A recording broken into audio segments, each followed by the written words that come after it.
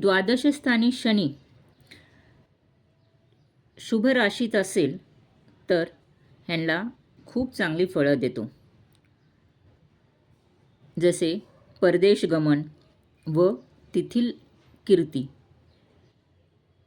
राजकीय सत्ता, आंतरराष्ट्रीय कायद्याचे पंडित, तत्वचिंतक, गूढ विद्याभ्यासक, अज्ञात प्रदेशाचे संशोधक, प्राचीन इतिहासाचे संशोधक, अंतराळ व ज्योतिर्विद्याचे अभ्यासक, संन्यासी, अध्यात्माचा अभ्यास करणारे, आश्रम प्रमुख, शास्त्रीय नृत्य करणारे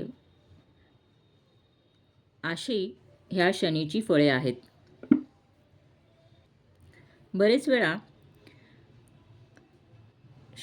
शांत व एकांतवासाच्या जागेमधील नोकरी, गुप्त स्वरूपाची कार्य, काबाड कष्टाची कामे यांना करावी लागतात. यांना गर्दीच्या जागा आवडत नाहीत.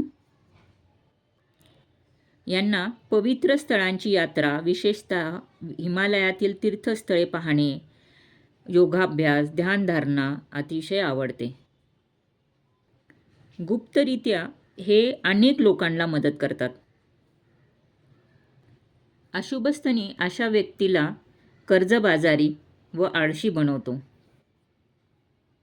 व तुरुंगवास सुद्धा भोगायला लावू शकतो.